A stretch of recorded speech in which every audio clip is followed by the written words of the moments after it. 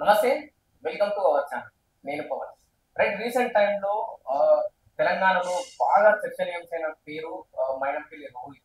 ఏదైతే ఎమ్మెల్యేగా గెలిచిన రోహిత్ మొదటిసారి బీఆర్ఎస్ పార్టీలో ఉన్న అగ్రనాయకుడిని కాస్త తిట్టడం జరిగింది. దాని విషయాన్ని పెద్ద ఎత్తున బీఆర్ఎస్ పార్టీ నాయకుడు పెద్ద ఎత్తున రచ్చ చేయడం జరిగింది. ఆ విషయం కేటీఆర్ దగ్గర కూడా వెళ్ళింది. కేసీఆర్ గారిని తిట్టడం సబబు కాదు, మీకు రాజకీయ జీవితం ఇచ్చిందే బీఆర్ఎస్ పార్టీ, కేసీఆర్ లాంటి వాళ్ళు. మన మైనంపల్లి రోహిత్ చేసిన వ్యాఖ్యలపై చాలా మంది తెచ్చుకోవడం, చాలా మంది దానికి విమర్శించడం. మనం మాట్లాడడం ఎందుకు ఇట్లాంటి వ్యాఖ్యలు చేయాల్సి వచ్చింది. మైనంపల్లి రోహిత్ మొదటిసారి ఎమ్మెల్యే గెలిచిన తర్వాత తన గతంలో దేవుడుగా వచ్చిన కేసీఆర్ లాంటి వాళ్ళు ఇప్పుడు ఎందుకు తిట్టాల్సి వస్తుంది అనే విషయాన్ని మనం మాట్లాడే ప్రయత్నిస్తే మనతో పాటు ఖైరతాబాద్ సీనియర్ నాయకురాలు, మహిళా నాయకురాలు తారా మేఘన గారు మాట్లాడే ప్రయత్నం. నమస్తే. కొత్తగా గెలిచిన ఒక యువ ఎమ్మెల్యే గతంలో పనిచేసిన పార్టీ నాయకులు తిట్టాలని ఎలా చూడాలి? ఇప్పుడు కోతికి కొబ్బరి చిప్ప దొరికితే కోతి ఎట్లా ఈ గోడ మీదకి ఆ గోడ మీదకి దానికి తెలియదు ఎట్లా తినాలా దుంకుతుంది. ఇప్పుడు మైనంపల్లి రోహిత్ కూడా అదే పరిస్థితి ఉంది. ఎందుకంటే ఇప్పుడు తనే చెప్పుకుంటుడు ఏ స్టేట్మెంట్ లో, నాకు గవర్నర్ వచ్చి 2 అవార్డ్స్ ఇచ్చిండు. 2 అవార్డ్స్ ఒక ఆ గవర్నరే వచ్చి నీకు అవార్డ్స్ ఇస్తే నీకు ఎంత మర్యాద, ఎంత వినయత, విద్య, ఒక చిన్న అది ఉండాలి.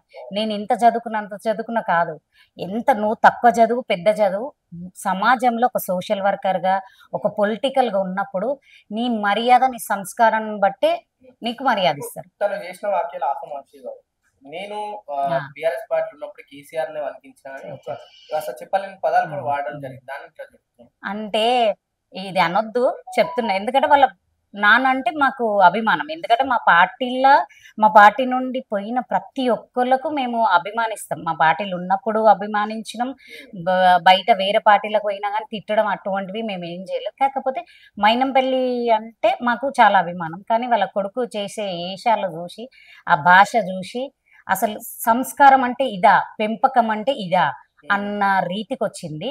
ఇంకోటి ఏంటంటే ఒక ఎమ్మెల్యే ఆయన మాట్లాడే మాటలకు బాపు కేసీఆర్ గారు ఒక రాష్ట్రాన్ని పరిపాలించిండు 10 సంవత్సరాలు, ఒక ముఖ్యమంత్రి. ఇంకోటి ఏంది, ఆయన ఉద్యమ నాయకుడు. అటువంటి పెద్ద మనిషిని ఒక వ్యక్తిగతంగానైనా ఏజ్ కన్నా మర్యాద ఇవ్వాలి.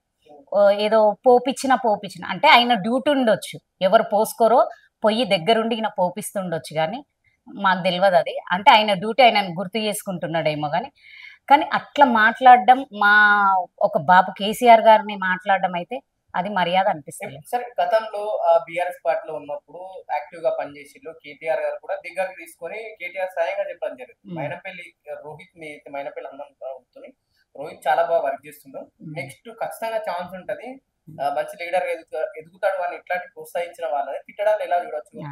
అయితే ఫస్ట్ రోహిత్ కు తెలుసో తెలియదో నాకు తెలియదు, కానీ మైనంపల్లి రోహిత్ గారు మీరు వెళ్ళి మీ డాడీని అడగండి. ఆయనకు గ్రేటర్ హైదరాబాద్ ప్రెసిడెంట్, టీడీపీలో లేని వాల్యూ అసలు ఆయన ఎవరైనా గుర్తుపడుతున్నా, ఈవెన్ నేను కూడా గుర్తుపట్టకుంటుంటే మైనంపల్లిని నేను కూడా ఏ రోజైతే మా పార్టీలోకి వచ్చిండో మా పార్టీ అధిష్టానము ఆయనకు మన గ్రేటర్ హైదరాబాద్ ప్రెసిడెంట్కి ఇచ్చిండు. అసలు గ్రేటర్ హైదరాబాద్ ప్రెసిడెంట్ ఇవ్వడమే గ్రేట్.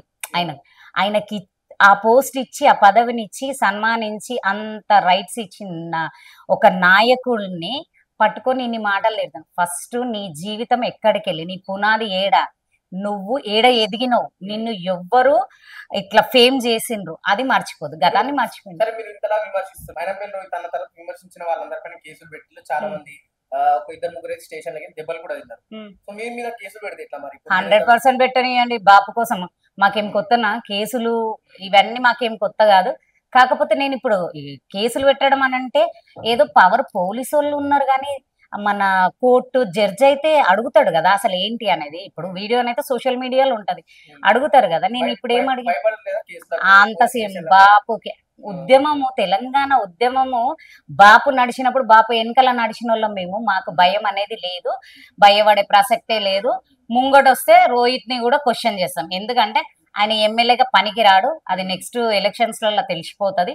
బట్ ఏంది అని అంటే ఏదైతే అంటుండు, మేమైతే మా పిల్లలకు సంస్కారం నేర్పించినాం.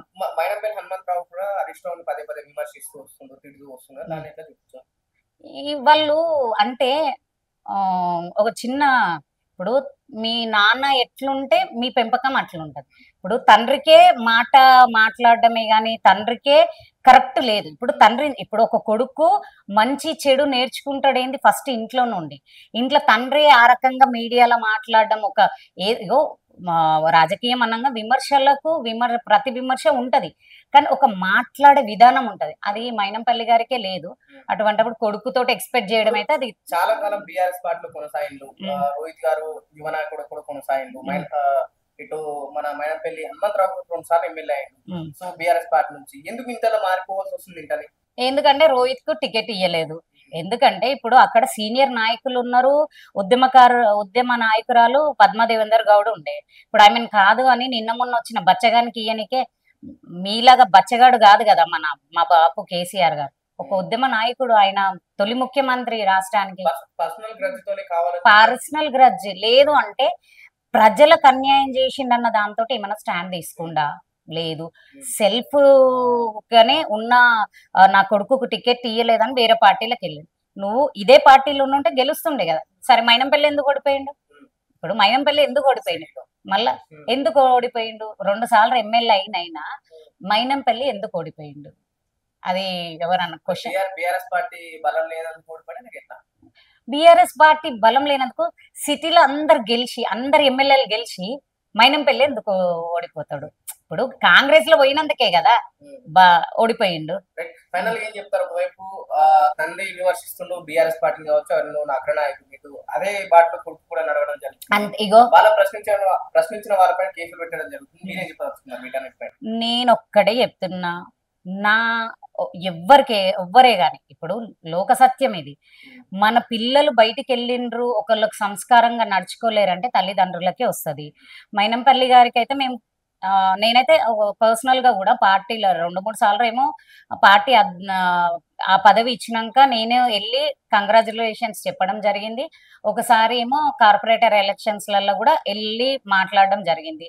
అంటే ఆయన బిహేవింగ్ మంచిగా ఉండే మాతోటి. అట్లా అని అదే ఒక అభిమానంతో నేను రెస్పెక్ట్ మైనంపల్లికి అన్నకి నేను చాలా రెస్పెక్ట్ ఇస్తుండే.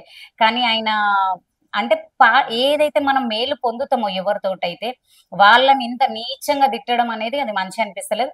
మీరన్నా దయచేసి మీ బాబుకు బుద్ధి చెప్పండి. ఎందుకంటే అది కరెక్ట్ కాదు. ఒక రాష్ట్ర తొలి ముఖ్యమంత్రి, ఆయన ఉద్యమ నాయకుడు, ఈ రాష్ట్రాన్ని సాధించిన యోధుడు.